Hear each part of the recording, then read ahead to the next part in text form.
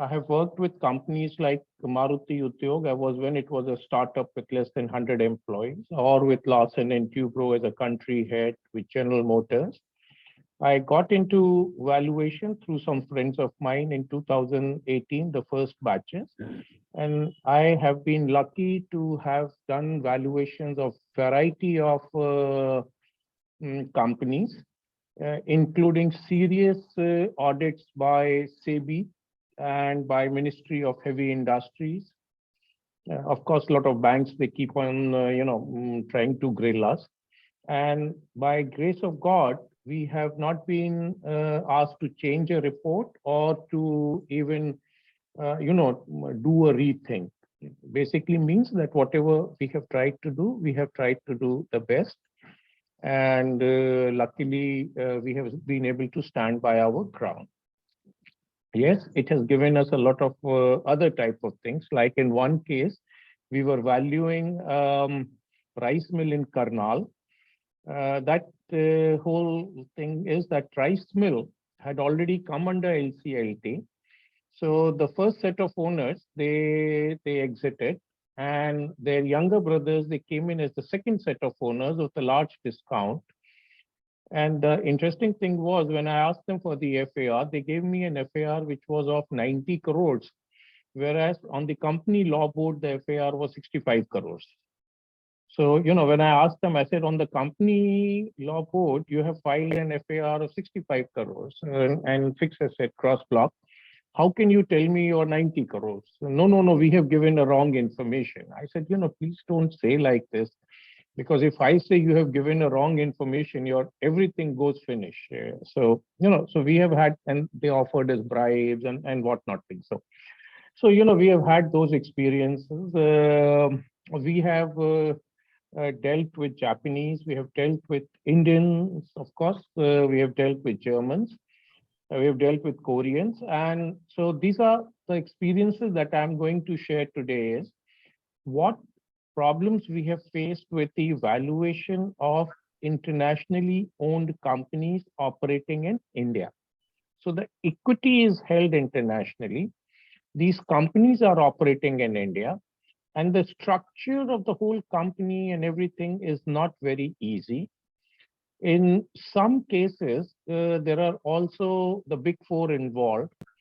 And we'll see as we go along that in one case, it was a company where a Japanese was involved, a German was involved, and a Singaporean, and we as Indians, and it was a pretty human relation issue was far bigger than the valuation issues.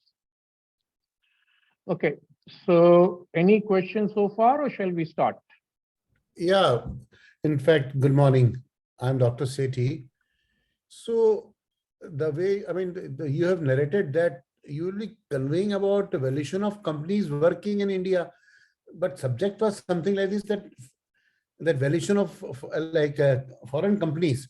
So I thought that when we have to do valuation abroad, like I'm in Indian, if I go to say Dubai or other places, so what all factors to be kept in mind and how to do valuation there? That is more important, because anybody coming to India, we understand that there would be factors of their equity and their rules, position, like banks also keep coming. I was CEO in Fiji, Housing Authority of Fiji. So, and like in India, when Chinese company come, we know that what is happening, political situation there, or Sri Lankan company. So that is one aspect, but anyhow, you will be covering it, but then I will request you to, keeping in view your experience, to cover those aspects also, that when we have to do valuation of companies, they are abroad, say Indian company abroad in Africa, many companies going, or we have to go and do valuation of assets in Dubai. So there, I think these are the more practical, and at valuation level, yeah, at value level, that becomes more interactive or something, because it will be more of, are you you will talking more about an SFA, or if you will talk only about the companies who are in India and we are doing valuation of those companies' assets.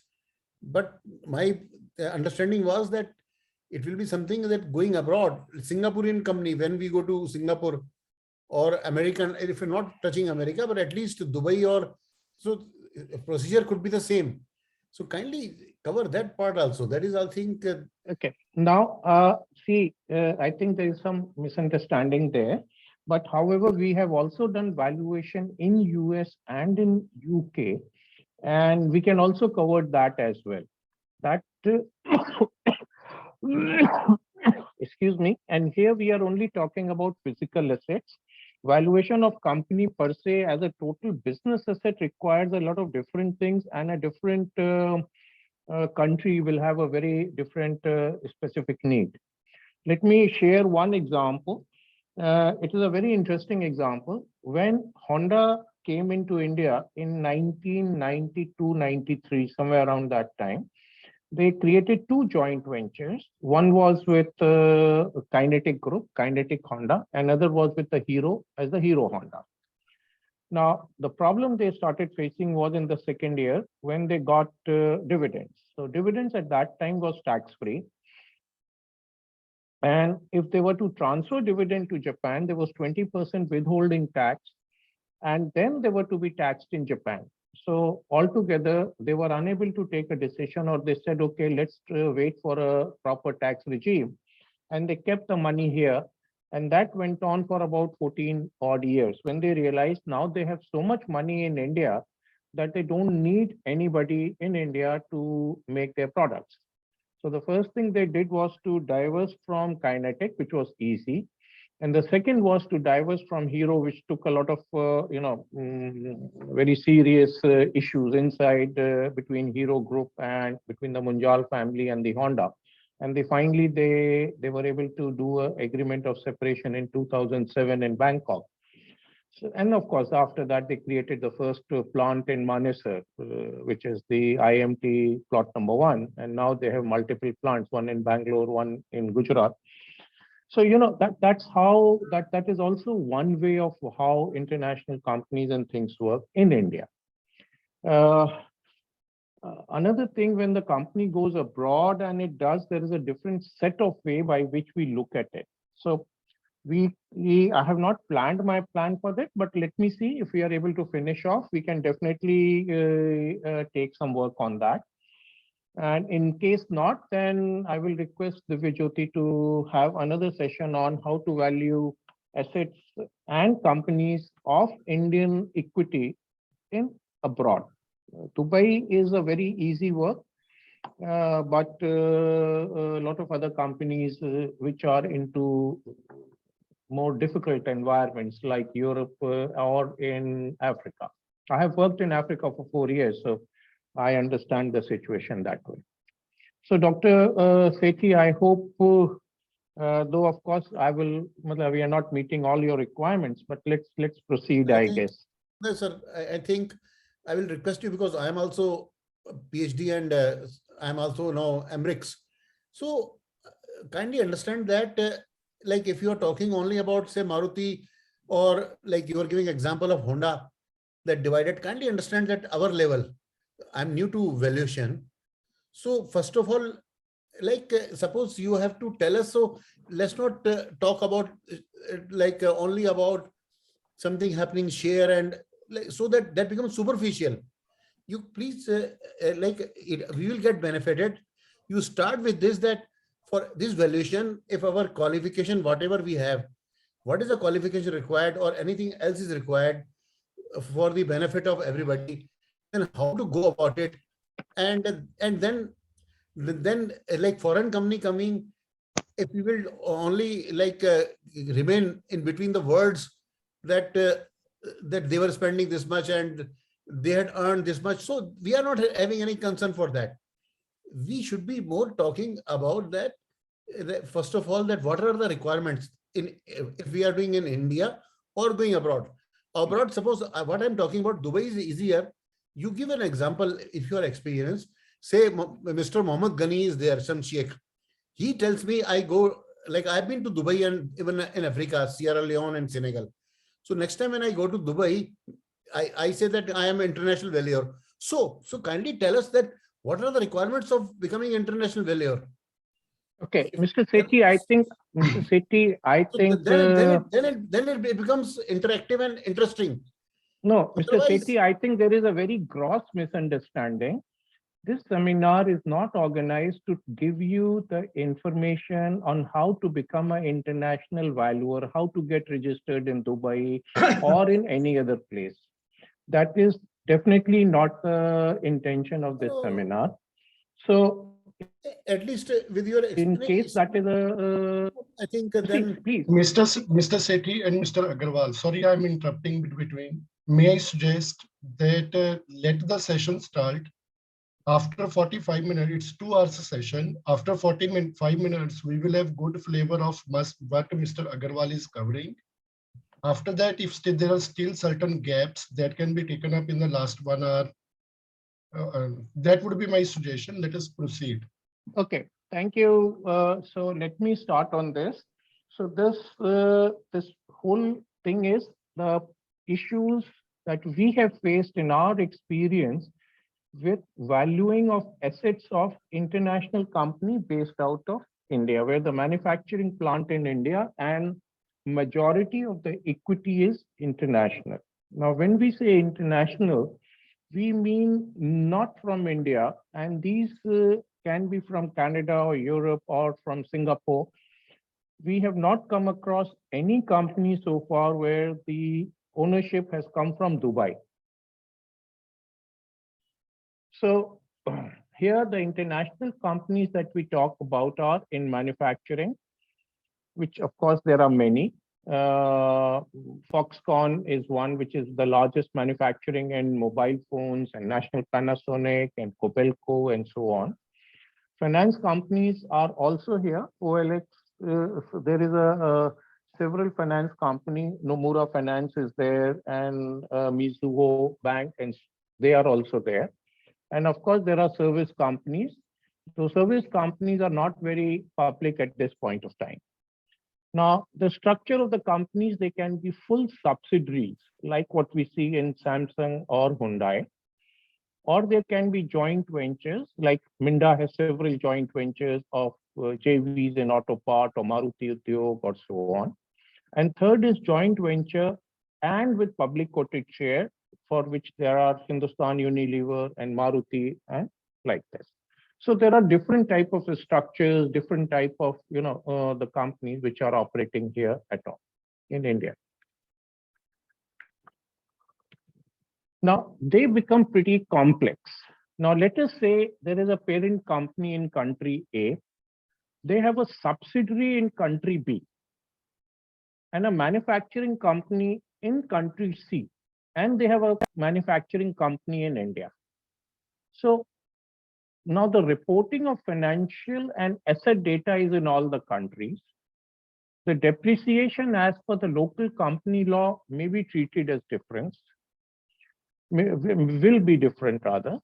Then in all of these cases, there is a very large chances of transfer pricing issues of the assets that may not affect the valuation, but it affects the valuation in some ways. Then also we need to have an understanding of the tax laws of India, because ultimately the company is operating in India under Indian tax laws, and then different strategies of the parent companies. So when we talk of different strategies of the parent companies, that was the example I was trying to give for Honda. It doesn't make a difference whether you call it Honda or you call it Minda. The logic of valuation will remain the same. Now the complexity is, another complexity where we have faced is, there is an Indian subsidiary. The original owner is in country A. They sold the company to the new owner in country B. And the decision of value was done without any discussion with Indian managers. And the effect of taxes in the seller country, currency effect, and all the others. Now, let me give an exact example of this. In Delhi, there is a very big attraction called Madame Tussauds Museum, this wax museum of Madame Tussauds. It was first in Connaught Place, and now it has gone into in Noida. So it was owned by Madame Tussauds of London, and they sold it to another company in Norway. Now, when this transaction took place, the whole of Madame Tussauds and their 32 countries presence was also sold as a lock, stock, and barrel deal. The valuation of Indian subsidiary was decided between the UK and the Norwegian party. And when the transfer took place, when everything was signed, then the Indian managers, they came to know about it. And after that, we came in as a third party independent valuer to value all the assets and the build and the land building and all the things on that basis. So this becomes a pretty complex, because we have to value from our perspective, from the Indian perspective. We also have to value from an income perspective, what may be the income which may be coming out of those assets. And then we also have to understand that how the country B, the new owners, it is going to be affected. So we have to have discussions and so many things. So that is where the complexities, they come in the international valuations. Now, the first case we want to do it was a Japanese brand product, very big Japanese brand. They said they want to do valuation for internal purposes. It was a manufacturing setup. The land, they asked us not to touch the finance, only the physical assets. Now, the land they had, it was a government leasehold for 33 years. And all the major assets were from international suppliers, which was about 95% of the total asset. Even a lot of furniture was from international suppliers. So this was something, it is a bit uncomfortable, but that's fine. That's their company. So the first observations that when we got was, first is the FAR was in excellent shape. And this was the best FAR we received. It was up to date. The date we got the FAR, it was updated up to 1 week back. So that was fantastic, and everything was in the buying currency, exchange rate of that date, and the duties and taxes paid. So we had all the data that we could have asked for, and it was up to date. That was also very interesting. The depreciation, which the income tax and the company law both have taken, were also there. So it was a pretty big Excel sheet, but we had it. Now, normally in these cases, when you get the FAR, my first suggestion is, whenever you are dealing anything with such companies, these are not under IBC, you should offer a non-disclosure agreement to all these companies. Even if they don't ask for it, is always a good idea to write a small mail to them stating about the non-disclosure. The international companies operating in India, especially from the developed world, they are very sensitive. But I found that the Indian managers may not be the most sensitive. So my first of my suggestion is always send a mail to them. I hereby commit to as follows. So something on that status. Now, in the FAR, we also found that the capital work in progress status was also available. All assets more than 5,000 and above was listed in that. And each construction contract was listed, because this whole factory was in approximately 30 acres of land. Every software was listed, even if it was on a subscription basis, which means where the payment is to be made every year. And the use of intellectual property was also listed, where they have taken the intellectual property from their parent company in Japan and some from Singapore. Now, when we went to do the plant inspection, it was a super excellent plant. Everything was stacked. Even the trolleys which were shifting material from one to another, they had a number there, number written, and for where, and everything was in the next maintenance date. So it was super excellent plant. I have worked in Japan for 8 years. I have not seen such excellent plant, even in Japan, which I saw here in India. And status of all asset was known.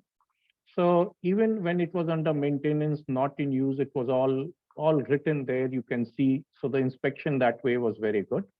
Very orderly operations. And normally when we go and see the physical assets, we always try to see the maintenance record because they tell us a lot of things, when we do that. And all the maintenance record was very proper. So overall, the company operations were extremely good.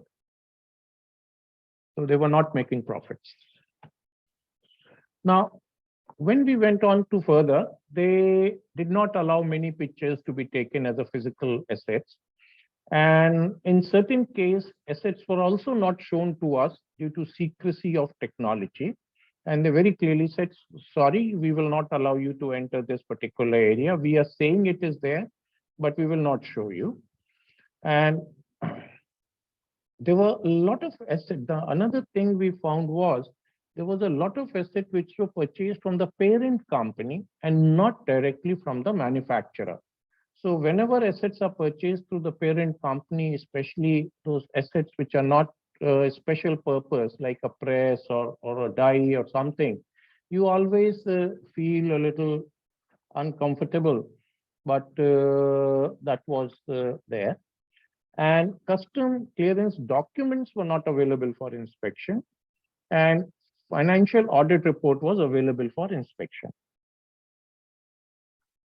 So even though the FAR was very good, when we wanted to check the custom clearance document, you please show us of last year or something, no, it is kept somewhere else and we can't show you and so on.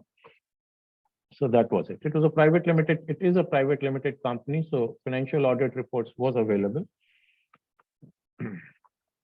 Now, one of the things observations was the dies and mold itself was of about 120 crores.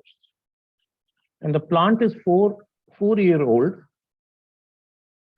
The die and mold production data was available, that how much a particular die or a particular mold it has produced. And about 40% of the die mold was shown as nil value, whereas they were being used for production. Now, this is something which raised a very serious eyebrow. That first is 120 crore of die mold is typically a very large size die mold. Even when I was working, I have worked in several car companies, even in car companies with large size dies and molds. Of course, it is more than 120, but this was not car. So it was, the first intuitive feeling is that this is high. The second thing which was extremely uncomfortable was when they had shown the present value on the books as nil, whereas we could see them being used for production. So when we took this matter with the Indian CFO. Now, what he told us was the company was following Japanese depreciation norms. So fine, you are following Japanese depreciation norms, but can you show us the norms? So they say, no, we cannot show you. However, we also told them in no matter what case, the value of any asset, if it is being used, cannot be nil. And if the asset is physically lying in the premises, you have to have a minimum scrap value. Number three. Another thing they said is that there is a board resolution for treating die mold life as 3 years. You see, even if you have the resolution and even if you show it to me, you still cannot make the value as 0. And as a value, I will not accept it as a 0 value. I will not even accept it as a scrap value now that I have soon seen 2 of your molds being, running in production. So, we started having a difference of opinion there. And we told the CFO was that company was incorporated in India, is running in India and complying with all Indian laws, which he says, yes, that is correct. Number 2, the shareholding pattern does not change the local law due to a specific country. You can have a company from Germany or anywhere operating in India, but the Indian laws you cannot change. For example, it's a Japanese company. In Japan, they don't have called a provident fund, employee provident fund. So out here, can they use something called an employee provident fund? Number 2, what I also told them is in Japan, the minimum wages is about $1,600 per month. So why are they not paying $1,600 per month to the Indian workers here? And the minimum salary to a CFO there is something like $9,000. So I asked him, are you getting paid $9,000 per month? And he was becoming more and more uncomfortable. Another point which we told them was that acceleration depreciation is used for income tax purpose, but not for valuation and as per company law. For which he agreed. He said, yes, that is true. And nil value means the asset is not in the factory premises. If it is, there has to be a minimum scrap value. And lastly, no board resolution can change the law of the land. So we had this matter became pretty serious. We were being shouted at, which is fine. We at least as a valuer, I'm used to it by now. But we said, no, we were also threatened that we'll cancel your contract. So fine, you can do it. I was also threatened we'll report you to IBBI. So please do it. Because we were very clear that what we are asking is, we have not even given a valuation report. We were just trying to discuss the FAR.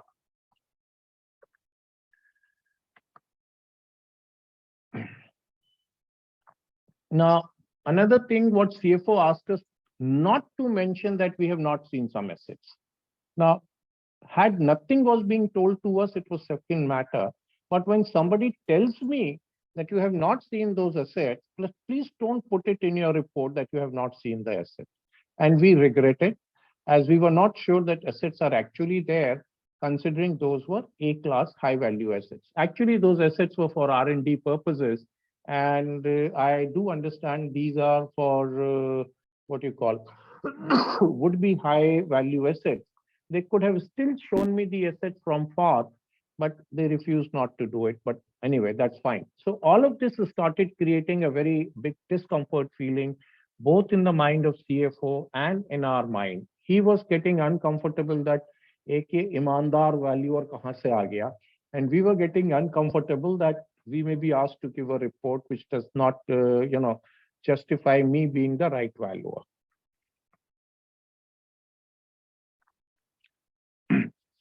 Now, we asked for the justification for the purchase price. That was another thing we did, considering that the same general purpose machines of similar technology was available in India at a lower price.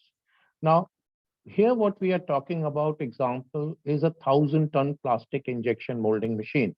There are over 500 such machines running in India from at least 6 to 7 manufacturers. We know the prices.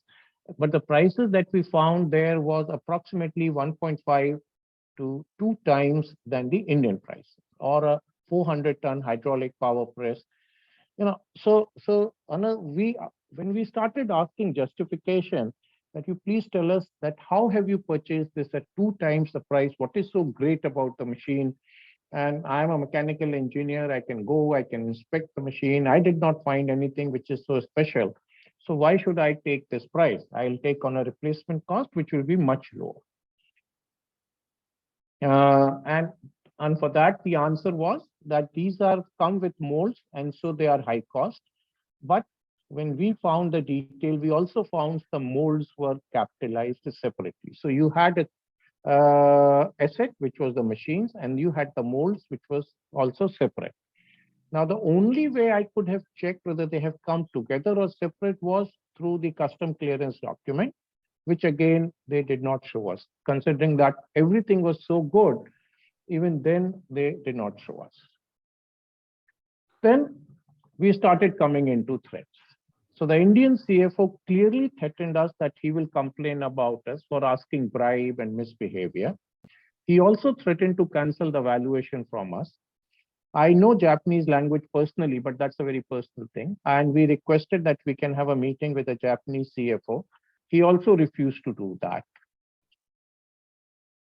Then, so it was becoming pretty uncomfortable. And by this time, we were sure that the matter may become against us.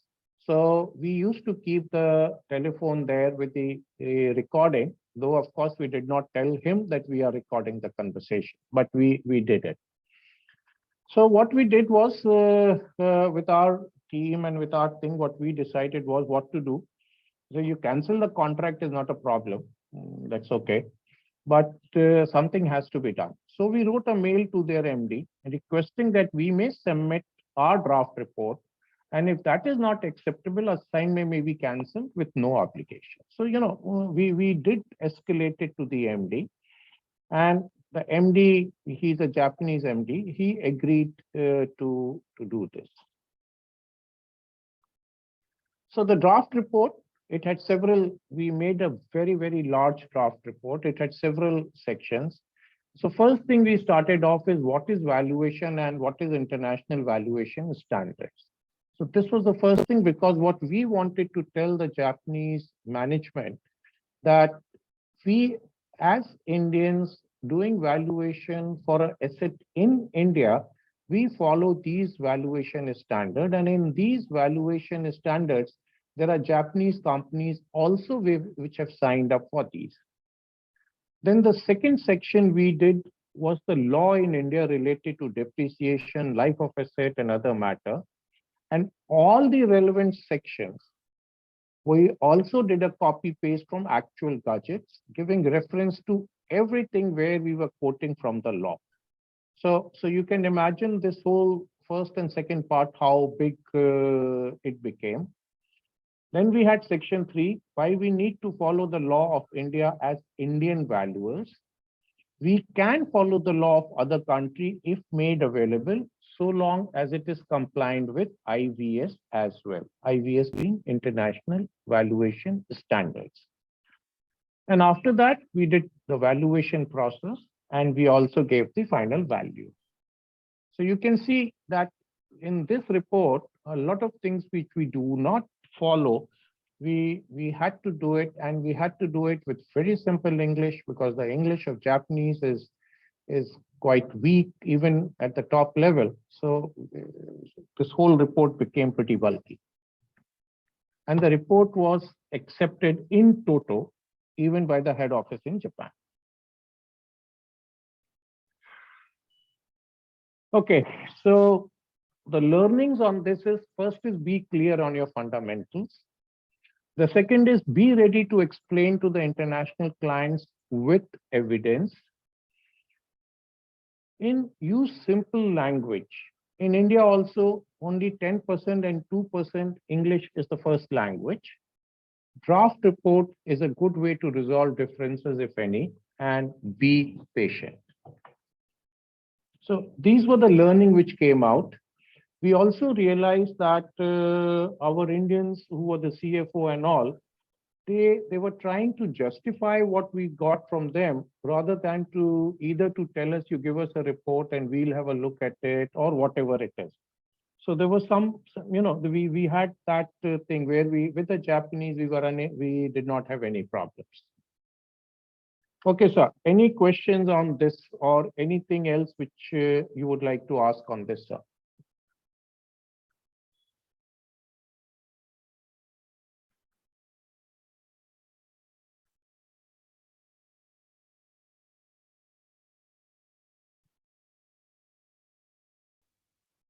Sir, basically, now whatever you have conveyed, it is, sorry, because nobody else is asking, but I'm also trying to ask pertinent thing. It is basically PNM, plant and machinery. Because I've done PhD in plant and machinery, a topic in total quality management. So I think these are the basic fundamentals of plant and machinery that when we do, so these things have to be kept in mind. So only difference like a foreign or like draft report, even in land and building, everywhere it is prepared.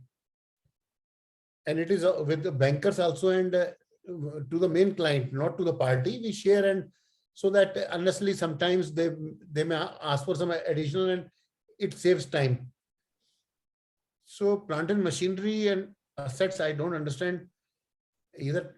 So what is the then, and any particular additional qualification you had, or only IBBI that registration or certification At least kindly tell us that in case anything else was required, or you were able to do only with the IBBI. Okay, now to be a valuer, you only require to have a IBBI certification with the relevant COP. The COP with can be from any of the RVOs you can have. You can also change an RVO from one RVO to another one. Okay, so Sir, these things are generally, I think, all are registered valuer. We all know that. no, so Mr. See, Sir, whatever questions you are asking, I'm trying to No, no. answer those questions. I'm asking that did you have any other qualification? These things Sir, are known I to am us. okay, COP Dr. Sethi. I am Sir. a IIT Kanpur graduate. I have done my MBA from Thunderbird, Arizona. I am a 40-year experienced person. So you I am a please chartered engineer. You see, now these qualifications have already been told to you. Beyond that, as a No. valuer, I'm as not a asking valuer, about like this. So I have many qualification. I am fellow. You are chartered engineer. Aim is not to discuss personal qualification. I am saying relevant with the assignment. And anything else was required. no, nothing. My question No, is simple. nothing, sir, nothing. Because As a IBBI registered, as a kindly IBBI, understand. sir, And as there, a Mr. sir, now Dr. you let Sethi, as a me. IBBI registered valuer in plant and machinery, I can do valuation of plant and machinery. However, jointly with other IBBI registered valuer, I can do a complete valuation of all the company assets, including financials. Sir, But for can that, I cannot do it. We need to have a relevant IBBI registered valuer. Yeah, that is called entity. We understand that entity is No, it required. is not necessary to be an entity. It No, can be a joint working. You join working, okay, it's okay. So aim is not that. Kindly understand that my question is pertinent. I'm not asking for the sake of asking, because in land and building, I'm land and building valuer. So many other factors are required. For example, 34AB for some particular thing. Even for foreign assets, it is advocated that MREX is required. RICS. So if you have any, Sir, are you aware what is 34AB? Veltex, I am registered by you. Please, sir, please. 34AB is not a registration. It is a empanelment which the Commissioner of Income Tax issues. So you please in Sir, please. It is, sir, in the 34AB is possible in all type of assets, and 34AB is also. Yes, Sir, please proceed. Sir, please proceed. You see, Dr. Sethi, I am unable to understand what are you trying to reach at. I'm trying to give you. Because we are unable to understand. We are also unable to understand. Sir, please continue your class. Okay. Continue. Please continue. Agarwal sir. Haan ji, sir. Agarwal sir. Yes, sir. Regarding this 34AB, just I have one question. This as IBBI registered valuer, this 34AB is mandatory to, for any valuation? Okay, let me give you that answer. The first valuation report so-called from valuer, which we have been able to locate in India, not me, but the other valuer, was in 1906 for a land and building work. Now, when the valuation is started doing, then everybody became a valuer. Like today, the brokers, the property brokers are also valuer, car mechanics are also valuer. They give a value. They give a value by verbal manner, and their value is not accepted by bank or other relevant authorities. Now, in income tax, when there was wealth tax, and once there were transfer of properties, so what they realized was that the same, especially during wealth tax, the valuation or the given by the individual or by chartered accountant alone is not sufficient, especially when it came to valuation of agricultural land, jewelries, and so on. So they started on what is called a section called 34A and 34B, where the commissioner, after looking into your experience and everything, can empanel you in income tax. Now, that was the first thing which started happening somewhere in 1970s. Before that, there was absolutely no government, what you call any registrations or anything for any valuer. IOV was started by Dr. Goyal. That was the first valuation organized institute, which today also has IOV and IOV RBS. Now, as of today, we have an IBBI valuers, we have a 34AB valuers, and we have third valuers which are not even registered with either of the two. So we have three set of valuers which are going in the country. Today, in 2018, when I became the valuer, when we used to see government tenders, they used to say, we want 34AB and paneled valuers. They did not know about what you call IBBI. The bankers, they refused to accept IBBI in the beginning. They only wanted a valuer. Valuer can be from any of the 3-4 registered institutes like IOV and PVAI and so on. Okay, the situation today. Today, wealth tax does not exist. There is a requirement by income tax sometimes, the member where the entity where I am part of, we do approximately 2 or 3 valuers as per 34AB for income tax. So that is not there. As IBBI registered, we are not automatically registered there. And if you want to register, you have to file it into your local income tax office. It takes about 2 years to get it, and many times the income tax people needs to be, you have to take care of them. But if you look into the tenders, there are still 8 to 10% tenders where 34AB is asked for. Regarding banks and panelment, every bank issues out an empanelment advertisement every 3 years, where people are, or the valuers are empaneled. There they ask for a minimum 3-year experience, and they do not have any qualification that you need to be 34AB or IBBI. Though in State Bank and in Punjab National Bank, especially high value valuations, they do not give to normal valuer, they give to IBBI valuers. Now, looking into all of this also, I should also mention that IBBI registered valuer have an unlimited liability as per the code of conduct. Whereas 34AB has no liability listed with them, and other valuer which are just members of institutes, they have 0 liabilities listed with them. So I hope I have given I have seen that banks are giving more weightage to this 34AB than IBBI. Very true. True. This is a very good observation. Now, what you are talking about, even if they mention that for surface for valuation under Surface Act, there has to be a 34 AB registration. Yeah, but 34 AB empanelment. This IBBI alone is not sufficient for that. Okay, for Surface, yes, because Surface Act started much earlier to the 2013 when the new company law came into picture.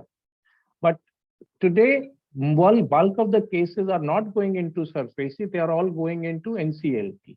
And in NCLT, you have to have a IBBI, 34AB is not recognized. See, anything related to IBC or company law, you have to have a IBBI registration, 34AB is not recognized there.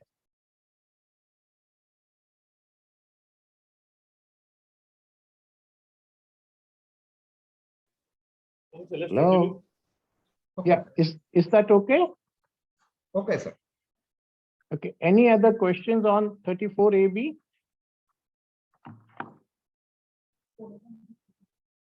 See, the largest number of cases that we see today in land and building are bank cases which come in bulk. They'll call you or they'll give it to you at let's say 12 o'clock and they want the report in 5 o'clock with 1250 rupees or 1000 or 1500 rupees type of fees. But they are bulk, huge numbers. Then for SNF, there is a lot of work which happens for the valuations and bank reports and so on. But the plant and machinery are the minimum work which is available in the country today. Chile, sir, let's take the next case. Now, the second case where we handled this was a Korean company. It was setting up a plant in Noida. They were a mobile phone component maker for LG. They were absolutely new to India, and this valuation was for bank purpose. And the Korean CFO said he wants the report in 24 hours. So we met the Korean CFO. This guy was very, very smart and very good English. So communication was comparatively easy. But he said, no matter what, I want the report in 24 hours. So when we said, okay, we want these documents, it was very shocking that all the documents were given to us in 15 minutes on mail. And this was again for physical assets. They did not want anything on the SNF. So, and all the documents were in order and in excellent formats. The inspection was arranged at 6 a.m. So they said nothing doing. You come at 6 a.m. and we'll be there, as we want everything to be done in 24 hours. We said fine, we'll come. So we at 6 a.m. when we reached there, this was somewhere around 40 kilometers towards UP side from Ghaziabad. So I stay in Gurgaon. We left early, but that's fine. So what we found when we reached there, we had Korean engineers, we had interpreter, we have Indian account manager, and whosoever could have been required, they all were there at 6 a.m. It was, with a hot cup of tea. So we were greeted with a hot cup of tea. And I did a nasty inspection as a plant and machinery to even check the pump of ETP and the number of electrical panels and the height of the shed. And, because going into 6 a.m., we got irritated, of course. And it was very interesting that all was in order, which was very, very impressive. This was the first time in my 40 years where we find things are really done well. Then when we started on observations, we found that the variety of the assets was less, which means there was large number of similar machines. There was huge number of machines, something like 140 or something. But one particular type of machines were in large numbers. So, but the variety was pretty less. The plant had started trial production, but 50% of the machines was still in boxes, or they had just come and they were to be opened and installed and so on. And the values given in the FAR, we are asked for all verification. And when we asked for verification, we got all the custom clearance documents. We got all the tax calculation document for the customs. We got even the inspection documents of the custom where they inspected the machines. All assets were brand new. We had a, just at random, we said, okay, can you open this machine, or can you show us the what do you call for the construction, for the factory construction, can you show us this welding certificate? And everything we were shown. And all die molds were verified by Indian chartered engineer. So, and it was very well seen, very well verified. So the conclusion on this, we were able to give a report in 24 hours. The assets were all imported. The assets were 3 months old. They were all new, and there was direct invoice from the machine or equipment maker to the Indian address. And beyond that, then the report was pretty easy. So here, this is a case where they had actually tied up a loan with a bank, and bank wanted to before dispersing, they wanted a inspection report. Like for this whole thing doing in 24 hours and everything, we just got 6,000 rupees as the bank fees. But that's all. That's but the report was pretty easy. Now here, the important thing which I would like to mention is, one is custom clearance documents. Now, if we see the custom clearance documents, what our experience with the custom clearance document is, the custom people, they are pretty strict about the type of invoicing which is coming. And then they also do the tax calculation. And we have also seen cases where in case they think that the value of the value which the importer has declared is very high, then they also take it under audit and scrutiny. So, the custom clearance document also gives us a very fair idea, and they are far more strict than we as valuers are. Custom clearance also, they undertake inspections, and the good thing is every document is available and they give the document to the SSE or to the person who are importing. So this was pretty easy work. In case, especially in international company, we'll come to that in the next case. There are cases where people try to play a lot of mischief. So the custom clearance documents makes a lot of interesting, verification and so on. Any questions on this? Yes, sir. Yes, sir. Sir, like generally I'm asking that 34AB, like you have already conveyed your views, whatever.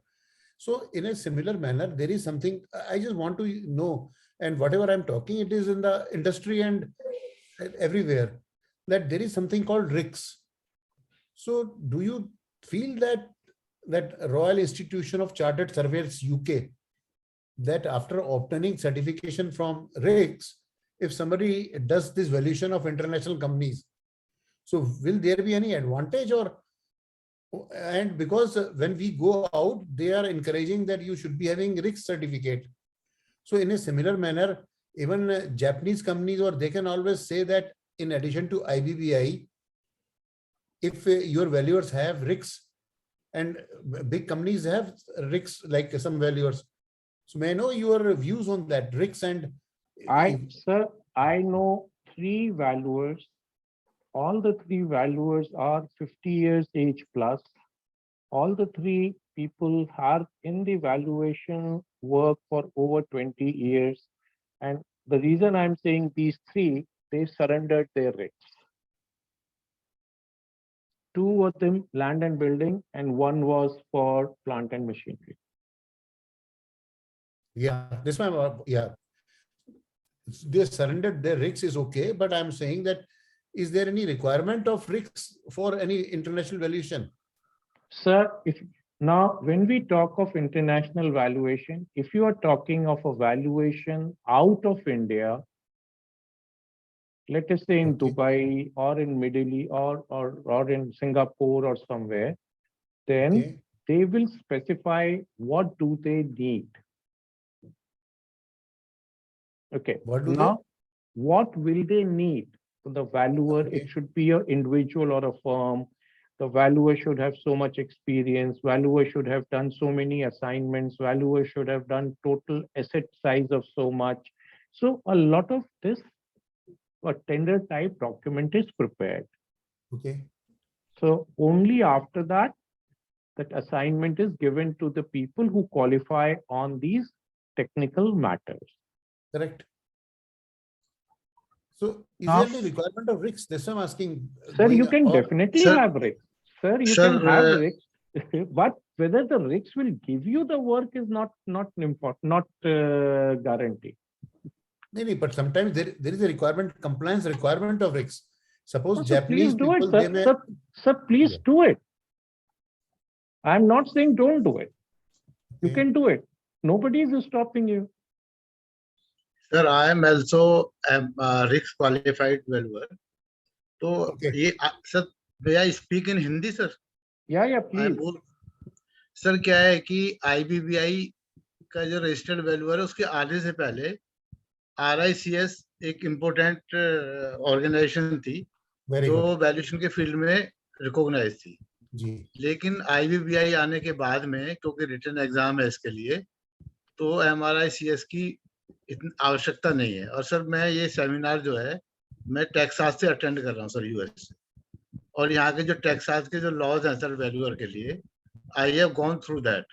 उसमें कहीं भी risk का कहीं mandatory और compulsory नहीं है उसके अंदर। उन्होंने जैसा आपने बताया सर, उसी तरीके से उन्होंने बताया कि आपका इतने घंटे का आपका कम से कम Sir, certified sorry, can you आपका। talk in English? Please talk in English. You are not able to Okay, understand. no, I'll translate. Let him continue. I will translate. Yeah. तो हाँ जी, सर continue करिए sir. Sir, this RICS is not mandatory nor compulsory in US. I am in Texas. I am attending this seminar from Texas, and I have gone through the valuation for registration as valuer in Texas. There is no mandatory qualification of RICS. This Okay. RICS before advent of IBBI examination, RICS was a major valuation organization, but after coming of IBBI, uh, RICS has less value. But as per IBA guidelines, Indian Banks Association, if you go through that, they have given some preference to RICS valuers. They say if you are ASA, American Appraisal Institute or RICS, then no experience is required because experience is inherited part of this RICS certification. You can get this preference only. Okay. So in Texas, you have done something more valuation? No, I have come here. So I have just I have some query about this because I will stay here for a few months. So as a query, I just contacted some valuer. So he said ki RICS, because I am also a RICS certified member. So they say ki MRICS is not mandatory or compulsory, and they don't give any preference to MRICS people. So are they recognizing IBBI? No. They are not recognizing IBBI. They have their own rules. Acha. No IBBI, because IBBI is Indian. Yeah. It is not an international certification. Correct. Board of India. That is Board of India. Yeah. Insolvent. But they know ki in India they recognize Indian valuers, because as of now we are doing our valuation as per IVS, International Valuation Standards, and same standards are followed in US also. I have seen those. Very good. Thank you. That's good. Welcome. Okay, let me now translate. Before IBBI came into picture, RICS was the predominant largest recognized body. So a lot of valuers were registered there. Plus the bankers used to say that in case you are registered with RICS, you don't require any pre-experience, because to become RICS member, you need to have 6-year experience and so many other things. RICS is a body from England. It is also not a British government body. It is more like an association which has come up. So, and they have now in a lot of places, they also have a red book of valuation, which is pretty good. Another thing on US, there are actually 3 bodies which recognize one to be a valuer. And after that also there are some exams on which you can clear. But today, no country, in between any 2 countries, there is no accord of one valuer being accepted by other country as it is.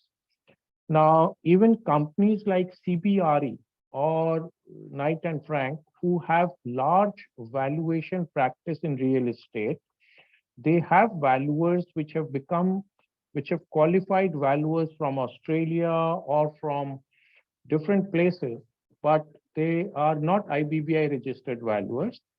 They don't do any IBC cases or company law cases. They all do private builders and such cases. So that is where the whole industry today is about. And in CBRE, whichever 3, 4, 5 senior people I know, none of them are 34 AB registered also, but they still have a good practice, very good practice rather.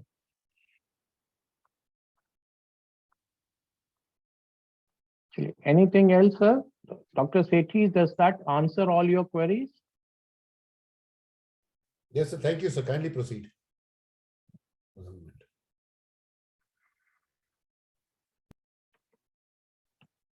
Okay, there was a third case.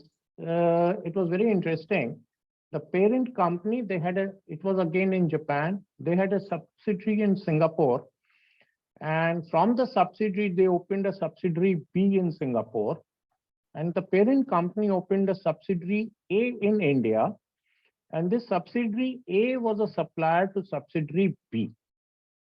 So this was the structure, and subsidiary was doing external market sale. So subsidiary A was an independent company which had a different shareholders. Subsidiary B was also an Indian company which had a different shareholders, because Singapore subsidiary A was from the parent. Obviously, it all, as a pyramid, it all boiled down to the parent company, but that is what it is. Very big brand name, and they used to sell this in the external market. So now more information was subsidiary A was also a supplier to B. So if you see here what I have written, subsidiary A was a supplier to subsidiary B. And A was not allowed to sell to anybody else. The type of products they were making, they could have supplied to a lot of other people in India, but they were not allowed to sell to anybody except to Indian subsidiary B. And these were something like 50 meters apart, in near Chennai. A was in major losses. So the Indian subsidiary A, it came into really major losses. Whereas B was selling in India and exporting, and it was making good profits. So you again see here, the Indian subsidiary A came into major losses. However, the Indian subsidiary B, they were making good profits because they were exporting and selling into retail market. And subsidiary A was the only supplier to subsidiary B. Of course, the first doubt comes in is they are compressing the price between A and B. There is something going wrong. We don't know. Now, the parent company wanted to sell A to B. Now here, because A was in losses and B had big profits, so instead of paying taxes on that big profits, so the parent company decided that why don't we sell subsidiary A to subsidiary B, let there be an acquisition of A by B, so that the profit which are there, they can be offsetted with the losses, and it becomes one company. And this is possible as both are independent companies. And then, of course, the valuation was required for the same. And you had Ernst & Young as the main advisor. So we got this assignment from Ernst & Young of this whole structure. Now, for the company A, here, the turnkey contract was given to a construction company of the parent company. So because the parent company was in Japan, they gave a total EPC contract to another company in Japan who had to do everything for the company A, even to buy chairs and a water cooler, and everything was to be there. And 97% of the asset, including construction on a turnkey basis, was done by that EPC contractor. EPC means engineering, procurement, and construct. So it was like a turnkey contract. And both are Japanese company. And very interesting, this contract was signed in Japan. So when we saw the documents, again, all documents are perfect, all audit report, all compliances were in place, and all assets were available, and all were in very good shape. Now, issues. Now, here the problem started coming in when we realized that the construction cost charged was 4x to the Indian cost. For example, the prefab shed they had put on at 3,200 rupees per square feet against present cost of 800 rupees. So this was something which was very strange. And the floor, which is standard 6-inch floor, which was charges 2,000 rupees per square feet against a cost of approximately 80 to 90 or 100 rupees per square feet. So these are things which were, which immediately came out. And P&M was purchased only through head office, and all billing was of head office. So what they did was, all the P&M which was purchased, it was the EPC country's head office. They purchased it from wherever it is, and then they billed it to the local company here.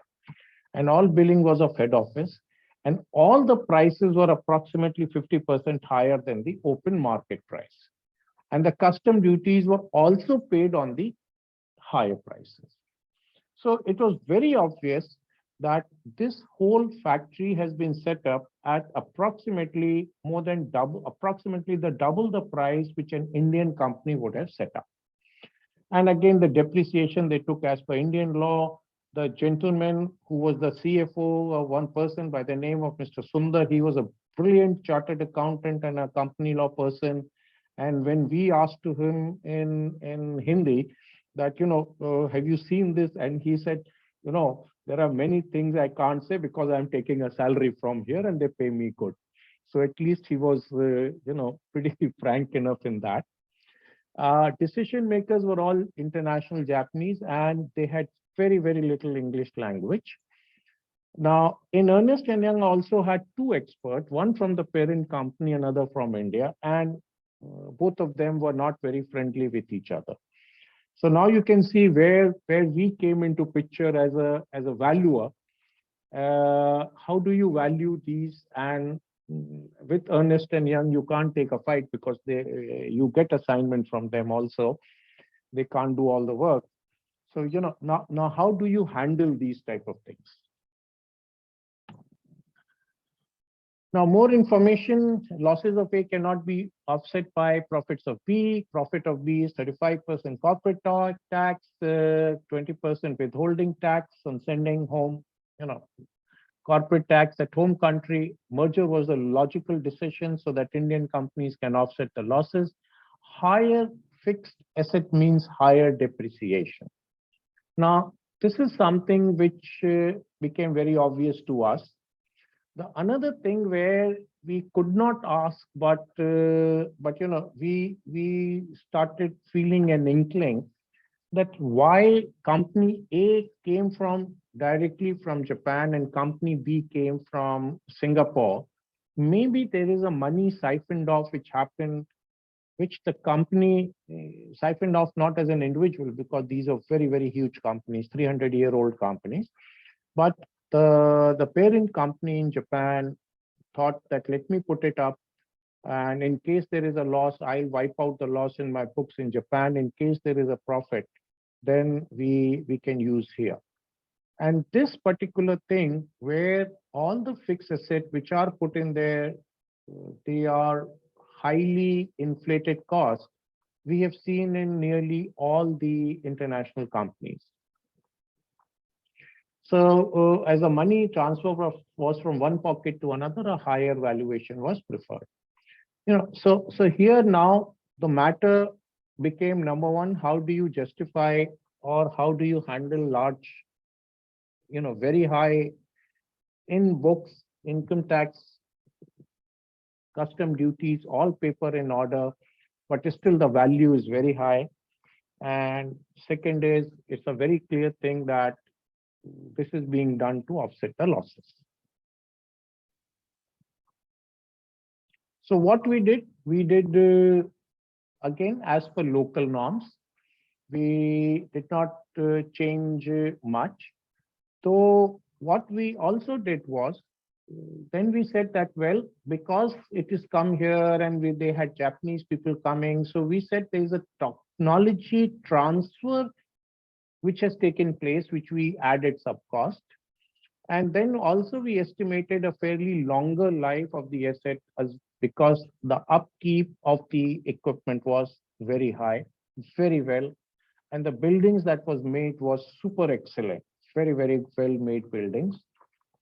So, so we took in that manner, and because this was between two companies on the same parent, So we were a little comfortable in the sense that this is only for filing in the company law, and that filing also has to be done by Ernst & Young.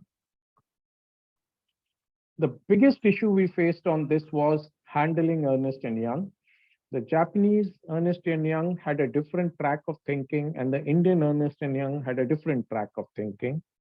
That was one big issue. The second big issue we faced was that Ernst & Young, they, instead of going into the Indian accounting standard or something, they kept on telling, do this, do this. And in most of the time, we had to tell them, well, first let us decide what do you want to do, and then we do it. And in case you want to change something, change the goodwill value or some other, how can you change the physical assets? The bigger issues again is explaining the logic procedure of valuation to the owner companies and Ernst & Young representatives. So this was the biggest issues we faced. The valuation whole work was completed in about 5 to 6 days, including travel. But the discussion and all went on for 2 months. And there were frequent Zoom calls to review some asset, advice to some. We were also asked, why don't you sell some assets in the market and so on, usages. There were even calls where we had to tell them that they said, no, you have written, there are 17 items of this, and here it is written one set. I said, yes, please see, we have written one set comprising of 17 units. And then we had to show them, we were showing it to Ernst Young. Here is a document where this is, and this is a physical places where it is. You see the pictures, it is there. So we had to go through a lot of those explanations and so on also. And what we realized here is that it is the understanding issues which became much more important than the actual valuation per se. So this is where it is. Well, we did get a good fees on it, so it is all worth all that effort. But these are the things. Now there is one slide which I got missed out. So let me try to do something more before we take up this.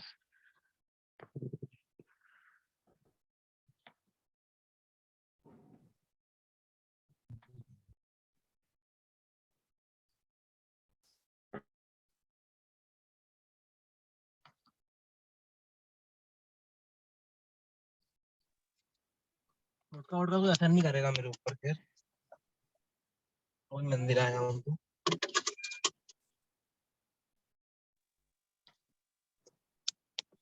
बड़ी गाड़ी आएंगी ना Here, where is it?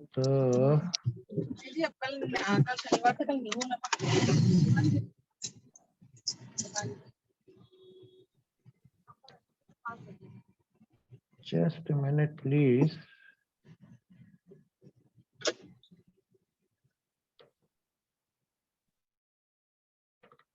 Yeah, whiteboard.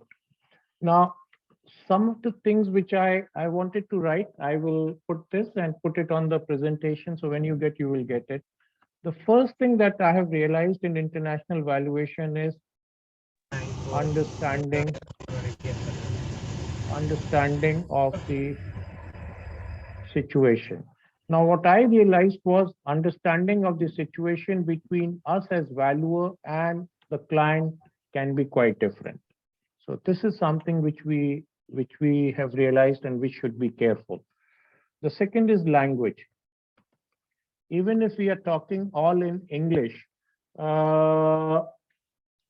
even if we are all talking in English, our language and the language of Japanese and the language of Norwegian is different. So that's another problem. The third problem is understanding of Indian law. So here, what my suggestion is that one should have a full set of, a soft copy of the laws kept somewhere in your files so that you can always attach and give it to the customer or show it to the customer that we are doing this because of, these reasons. Then normally, many times these international people, especially from Russia and so on, will also offer you bribe to do what they want, because they think that every Indian will be able to mold whatever they want in that manner. Of course, as in the country, there are good people and there are not so good people, but that's fine. This is one. The second is details. Details and details. Now, this is extremely important. Please do not assume that the client knows everything or other people know everything. One has to explain and one has to go into extreme details. Now, when you go into extreme details, it takes a lot of time. There is no doubt about it. But then that is the only way when you can handle this. Another thing that we require is patience. So,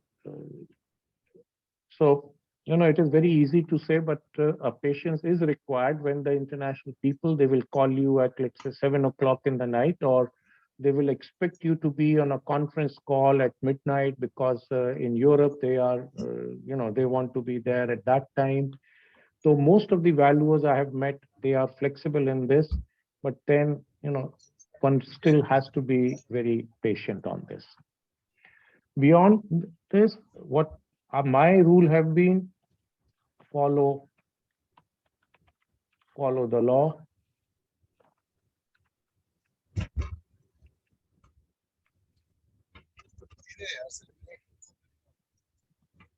That is one. Second is stay as per IVS, and the C part is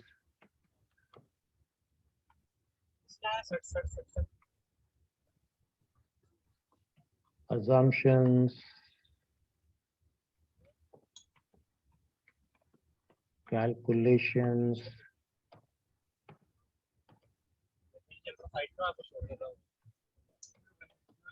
peer comparison to be carefully mentioned. So these are the things. These are the things which are there, which my experience is. Okay, any questions on this? And then I will take up the next part, which was mentioned, that what are our experience for valuation. We did 2 valuations of land and building, one in England and other in US. So we can also share some experience on that, though it is not on the slides. Yes, that would be very good and nice.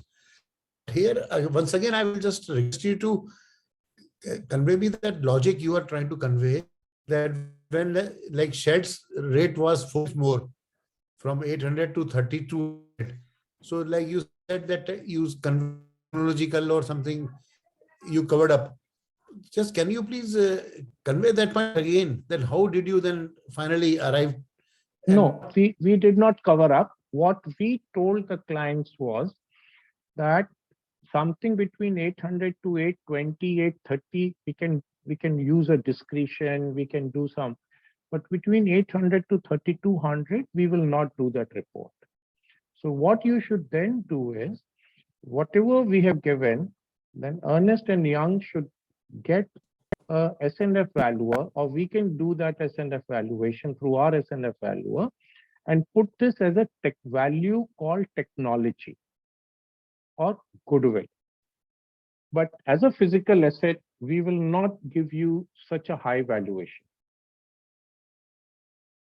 What was then finally, approximately, that what was the final like result of that, your discussion and ENY getting into? No, it was an ENY project. ENY was given the mandate for transferring, for the acquisition of company A by acquisition of company B, including valuation, including getting all the government clearances, everything in India. Ji. So the Japanese, there was one Japanese which came from Ernst & Young from Japan, who was representing company A. So when Correct. we explained the whole thing to him in detail, he flew down to our offices in Noida. He flew down to Noida. We had long discussions, and he was satisfied because he didn't call us later. And we explained what is the level of discretion can be used, and we gave them evidences. That this is the way the CPWD construction cost and the CCI construction cost, which we will cover in the next, thing also, that this is where it is. So how can you increase the cost so high? Of course, we did not mention that everything has been over invoiced. We can't, even though we know about it. But then he also could understand, because after all, if he's working in Ernst Young, about 45 years of age, he's not a stupid man. So what we eventually told them was that on the asset side, please don't try to go beyond a certain value. Rest everything you put as a technology, goodwill, cost of replacement. Cost of replacement means suppose a new construction, everything has to be done today. Then how can then there's be a opportunity cost lost. Another major thing which we had a lot of, which I say that we were not able to explain, was that this was a 33-year lease land, and already about 8 years had gone. So we were considering the present lease rate for 33 minus 8 years as the remaining value. So, and he was saying, no, you cannot, you have to take the full value. So we had to again show them that how these things work. See, all of these things eventually boil down to how strong we are in our fundamentals, how much of research we are ready to do in our fundamentals. And in international valuation, these becomes extremely, extremely important.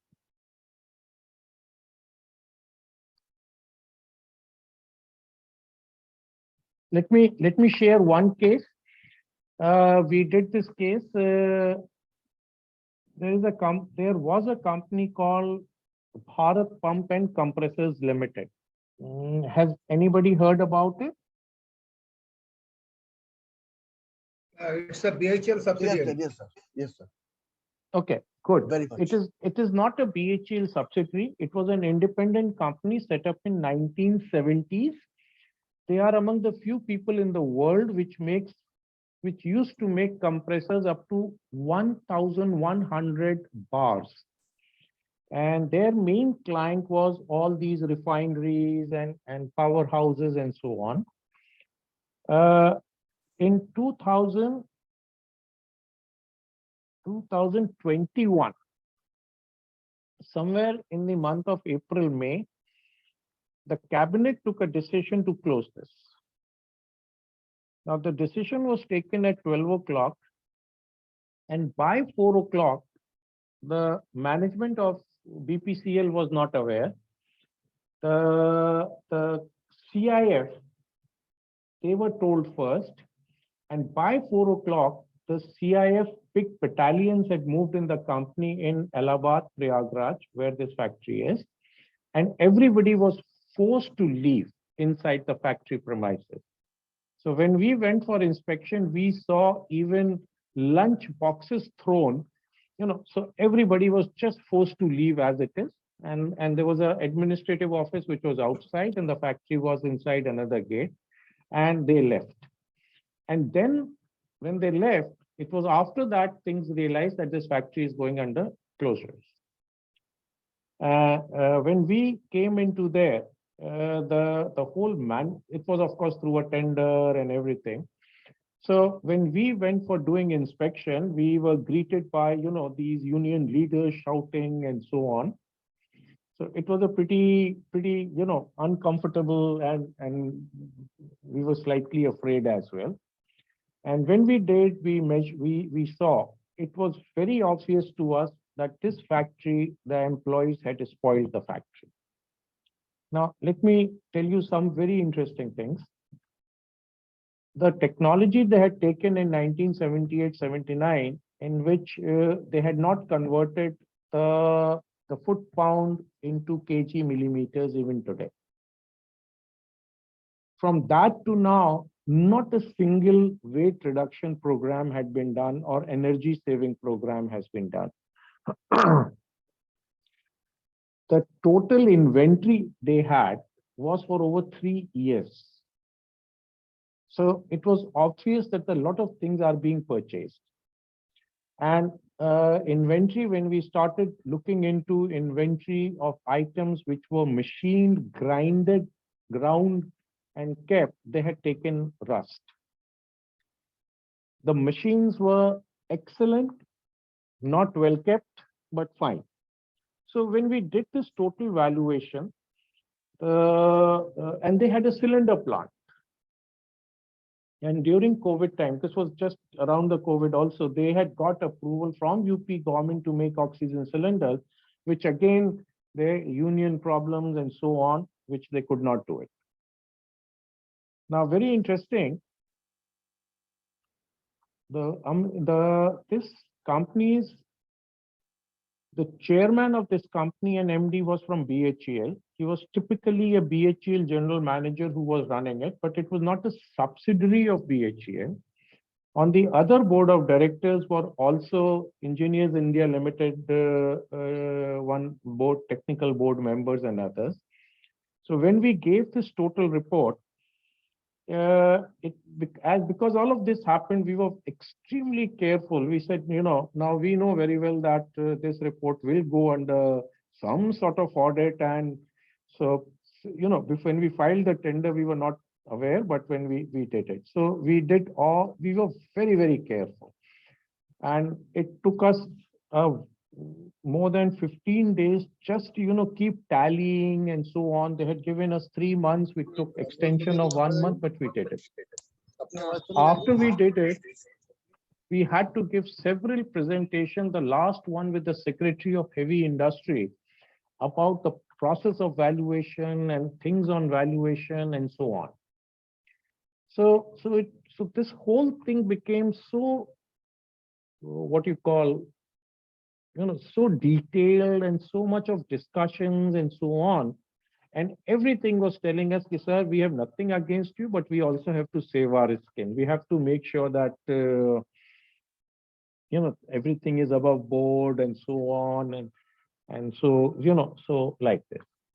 The best relief we got was, or you should say the thrill we got was, we had given a valuation of only plant and machinery of 42 crores, and the plant was auctioned by MMTC, Metal Scrap, MSTC, Metal Scrap Trading Corporation at 43.5 crores. So we had given 42 point sub crore and it was finally sold at 43.5 crores, so which was thrilling. The land was of UP government and which was given for free. So, there was no value we could attach to that. And all the buildings, we had also put a scrap value, suppose it is broken and then disposed of. So we did that type of work where again, we had to go through a lot of grilling, by authorities and at a secretary level and as a valuations, these are very tough assignments. These are thrilling assignments because you have to learn, you have to work a lot. But then, these are the things that we do. Of course, we also do small IBC cases of 5,000 rupees, valuing 5 air conditioners. So, the reason I'm giving this assignment or this is that one should be clear that any report that is being made will be checked. And one should assume it will be checked by all the auditors, all the court, and do we stand by that? So, and it is immaterial what you are valuing, because once your sign is there, you are responsible. You can't say I signed without checking. All of these things, they don't work. In another case, there was an asset where one public quoted company was selling to another public quoted company. Both of them shares quoted on National Stock Exchange, and they sold one wool factory. So when we sold the factory, there were 2 merchant bankers, there were 2 more bankers, and in the end, the SEBI officials, we had to keep justifying our valuation, why this, why not this. And the most irritating justification was with the merchant bankers who felt that we had overvalued it. But the good is that we were able to stand by our ground and we were able to justify what we have done and why we have done. So again, it's the same thing, be careful, take time, just be sure. Anything that you are mentioning, you should have a backup. Whether you put the backup in the report or not is not important, but you need to have a backup why. And keep asking yourself, especially in these type of assignments, what if I am questioned by the court that why did you do it? What will be my reply? What is the backup?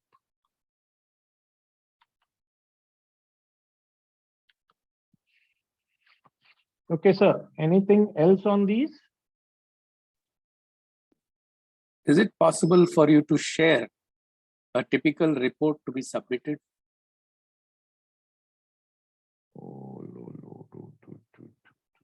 Okay, let me do one thing. The typical report to be submitted. Typical report to be submitted.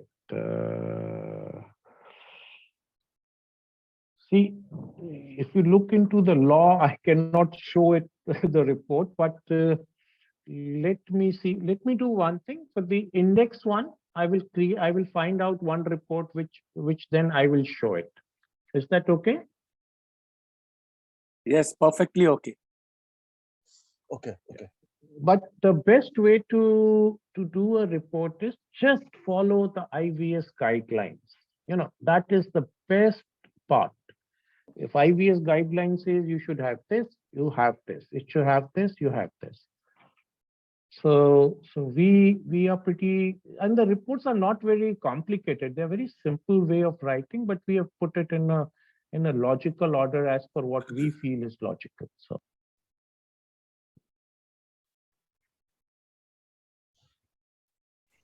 We still have about 15 odd minutes. So anything else for today or on this? No, not 20 minutes. So Dr. Sethi, anything else would you like to know now? Thank you very much. Only if you can share some 15 minutes, some experience of like going and doing valuation abroad.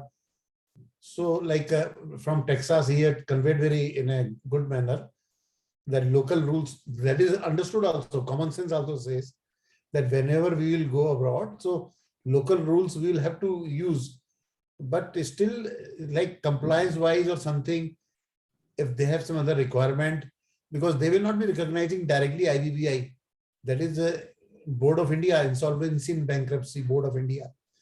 So like one is to go and then, or you or anybody else like from Texas, he had conveyed, somebody can share some experience that some local exams we have to do, or we will have to get ourselves registered in some their local engineers or valuers organization, or Dr. like Sethi, generally. Dr. Sethi, Yes. my purely personal suggestion would be that, see, my son is in Canada.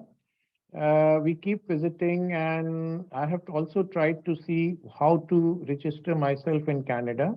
There are different type of issues in these things. Sorry? Sorry, sir, can you please repeat? Hello. Hanji. Sir, what does the EY representative stands for, EY? Ernest and Young. Ernest and Young. Okay, sir. Ernest and Young is a very large. I know that, but I forgot to. No, it's okay, sir. Okay. Yeah. So, the one thing which I have seen, as soon as we go out of India, whether to Europe or to Japan or to US, one is the amount of expertise they have in valuation or anything else, and the amount of details they go into it. Okay. My Yeah. my son had purchased a house in Toronto, and to get a loan, he had to get the valuation report. That valuation Correct. report was 35 pages. Hmm. 35 pages. Now, Okay. the person had taken out the original layout approval from the local municipal. He then did some visual checks. He also did some technical checks on the house. The house was mainly made out of wood, with up to the plinth area was RCC. Heating systems, roof. So the safety, because everything heating there is through gas. So, so there is a lot of detailing which goes into these type of things, which we as Indians feel, no, it is not required. We assume lot of things. Correct.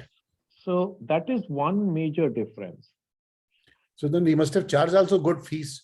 He charged Sir, $1,200, which was the standard fees in Canada.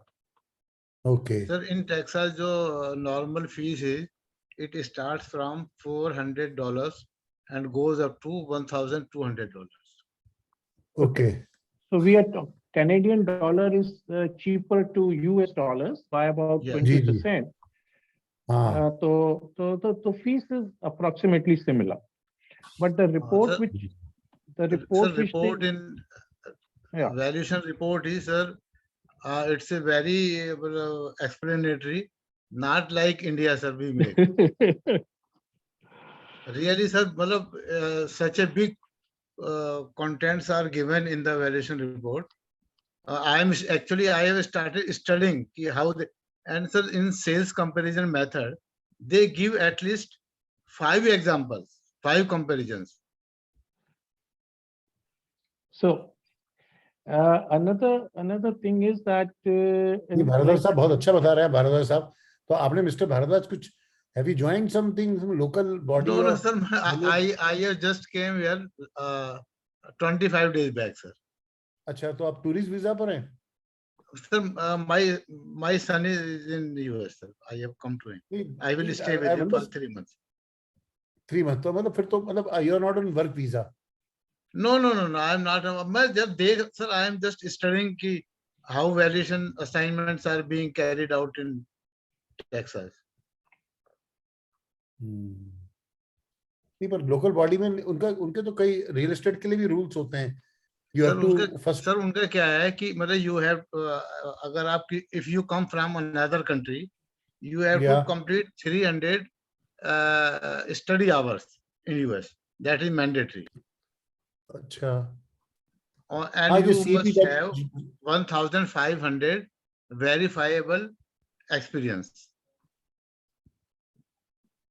after coming to USA.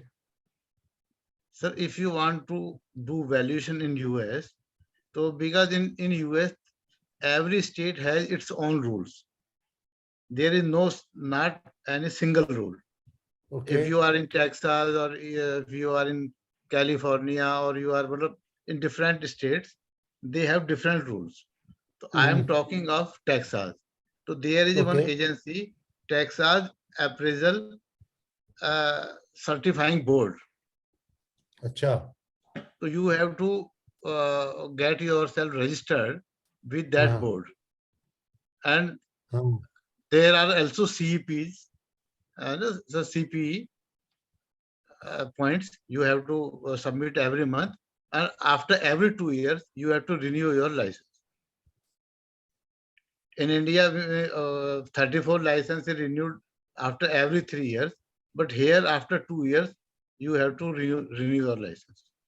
नहीं, कौन सा India में 3 years के बाद क्या बताया आपने? कौन सा इंडिया में 3 years? Sir, 34 AB जो आपको empanelment you get from Ministry of from Income Tax Department. It has to be renewed after every 3 years. It is not lifetime at present. Those who have old 34 AB license, there is no time limit, but for 2-3 years back, they are giving only for 3 years. अच्छा, नहीं मेरे को तो उन्होंने शायद life time का ही दिया. Most probably I've seen it. I will see it once again. I think. नहीं, lifetime का ही मिलता है. You see Lifetime का last ही. page. हाँ, lifetime का ही होता है शायद. अभी No, भी no, तो sir. मिले हैं. हाँ. अब नहीं दे रहे हैं sir. At present they are not giving for life. No, sir. Maybe Even a giving recent lifetime. change. They are giving for 3 years only. So I had one query. Sir, it was other way around. Earlier they were giving not giving for lifetime. Now they are giving for lifetime. Earlier it has to be renewed every 3 years. Now they are giving for lifetime. It is other way around. I Correct, have I think renewed so. my No, I am license. sure. I was having earlier this also registration. It has to be renewed every 3 years. But recently they gave me lifetime. Very Sir, good point. I Yeah, have same renewed thing I was just trying to say. I also have received renewed just 2 months lifetime. back, sir. चलिए ठीक है, कुछ कुछ कई बार कर देता होगा. ठीक है, अब क्या. हाँ सर, वो ऐसे वो डिपेंड करता है, depends on the local commissioner body में भी कर देता होगा, वो समझ रहा है. I am registered with Ghaziabad chief commissioner, तो they give only for 3 years. अच्छा, गाजियाबाद ने मुझे दिल्ली से किया, मेरे को तो दिल्ली वालों ने तो ठीक कर दिया. नहीं, दिल्ली वाले, दिल्ली वाले, one of our friend mister Dureja is here, he is in the seminar. He is also renewing after 3 years. He is from Delhi. Agarwal sir, if I may interrupt with a question. Yes, please, sir. Sir, what I wanted to know is, see, we are discussing about IBBI and 34AB where it is relevant. I mean, it's not part of your topic, but since we have discussed it, I go to court as a valuer, sir, and I do private valuations. I don't do much for the bank. I don't do anything for corporates. So basically, I am registered with IBBI only. So is that enough for me to do what I'm doing, or am I looking somewhere? It is absolutely sufficient to do it. You don't have to do anything more. So I don't have to be with 34AB. Though No, I you have don't have applied, to. but I have not yet received it. No, it typically takes 2 years and the typical cost is 1 lakh. No, that's okay, sir. But I mean, does that have to come to make me qualified for what I'm doing? No. I am already qualified. No. 34, IBBI is more than sufficient. But IBBI is for corporates, no, sir. The law itself is for corporates, no, sir. No, sir. IBBI is a mandatory requirement of company law board, and anything related to, even RBI today has said, even SEBI has said that they say they only want 34AB. IBBI. Sorry, IBBI. I'm sorry. IBBI. Yes. So the reason why, see, all my friends are now retired from government, the senior IAS officers and all. The understanding which they have is that 34AB was a short-term measure of income tax, and they are not sure whether they would like that to continue or the government will like to continue. Rather, instead of that, a rather strong regulator is going to come for valuations, and the valuation body will become as strong as any other compliant or professional body like chartered accountant and a company law, company secretary, and so on. So this is what the view is. So it is also essentially by having the IBBI, it will come. No, it has not come to the parliament so far. The bill has to come to parliament. In fact, my information, unofficial information, is that it is only at the right political time it will come to the parliament. So by having IBBI registration, it cannot be interpreted that I can do only company valuations. No. You can do any valuation. You can do any valuation so long as it is in the stream on which you have got the certificate. Right, sir. So suppose you have the certificate for land and building. Yeah. Please do not value for anything else except land and building. The right way to do is you get another valuer, again IBBI certified, give him a work order, and in your report, take his report, attach it, give the summary on top in which both the things are there. That is fine. Thank you, sir. And another small, just a suggestion, in case you don't have a GST number, try to get a GST number. So it becomes something like a sole proprietary firm. Why, sir? Why is it mandatory? No. It is just not mandatory. It is absolutely not mandatory.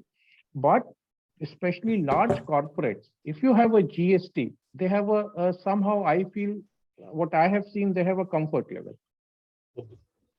You see, it only tells that you are compliant not only in this, you are also with GST. So you are not so those mechanics which are selling scooters or something like that. No. Excuse me. Let me interrupt in this. GST is something to do with turnover of more than 5 lakhs. More than 20 lakhs, sir. 20 lakhs. More 20 than lakhs, 20 yes. lakhs, sir. So in valuations, it's very difficult to get more than 20 lakhs, No, sir. Sir, again, anybody is doing valuations. absolutely correct. It is very difficult to get more than 20 lakhs. However, you can still be registered in GST. After 20 lakh, it is mandatory. But before 20 lakh, it is voluntary. But you have to maintain the compliances. No, it is not too much. I do my own GST returns. It takes me half an hour max. So in that case, you have to, sir, may I come in, please, sir? Please, It is sir. not necessary if your It is income not is necessary. below 20 lakhs, you don't have Yes. to pay any GST. Now, if your income on your professional services, suppose your income includes capital gain and share market, then that has nothing to do with GST. so once you take GST, you have to apply GST in every invoice, in all kind of services. Sorry, in apply GST in? All kind of services you give. All kind of services you provide. I am unable to understand the question. See, to apply for GST, you only need to have a PAN number. So, sir, what I have to say, suppose you have GST number, then you have to charge GST in all kind of assignments. It's Yes. not Yes, only in yes. valuation. Yes. Yes, Of in course. any case, you have to charge, and that GST you have to pay also to the government. Yeah. Yeah, but the second advantage is a lot of your inputs, you can offset the GST. Small clients, they will not be able to give. Maybe they will be reluctant to give GST. The charges will be higher there. No, this I don't know, sir. A small client means how small? The smallest work which I have done in my practice for last about 4 years is 1,500 rupees. And I have very clearly told you'll have to pay GST.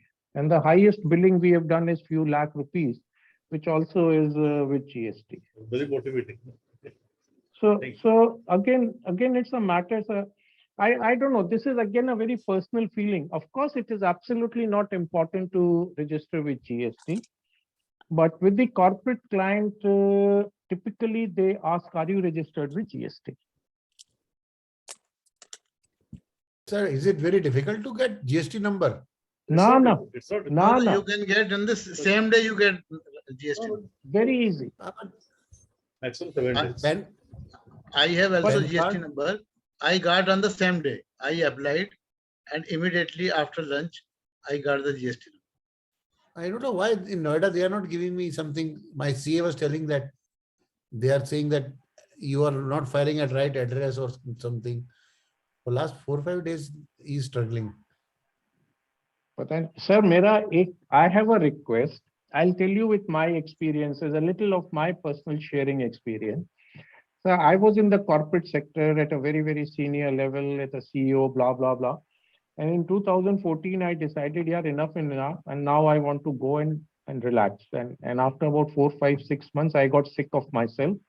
So I said, no, I have to come and do something. So I started something that we call as a business consulting, advising people. So I was able to move and so on and so forth.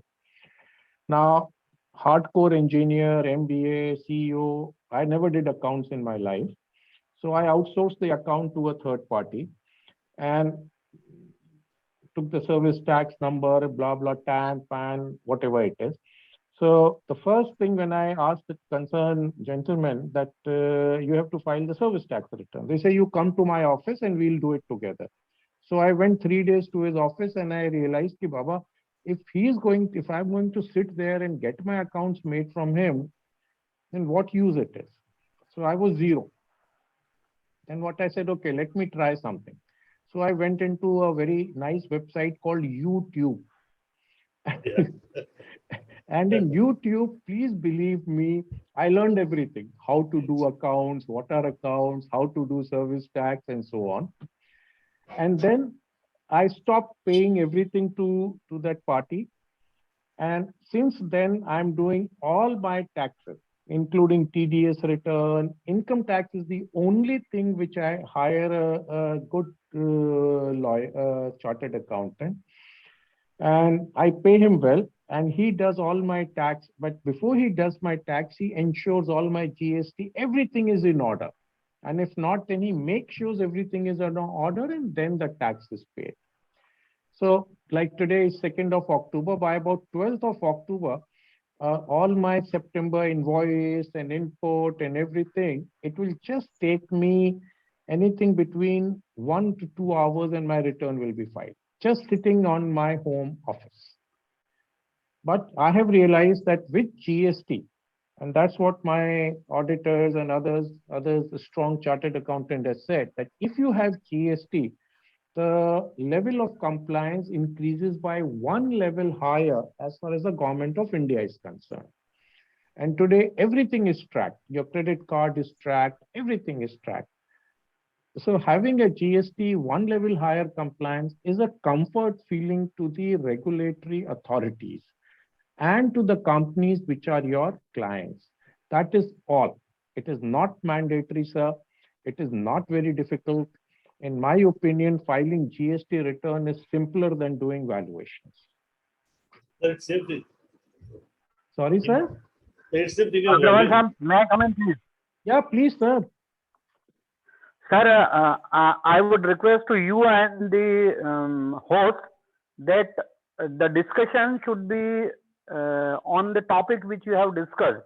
All the topics regarding the registration with GST and registration with CBDT or the IBBI, all these things are important. I'm not saying that, but there can be a separate session for that.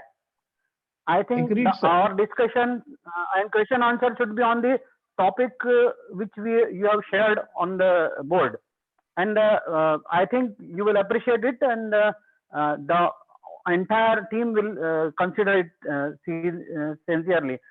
In the discussion in between your lecture, I have raised my hand 2-3 times, but I couldn't speak.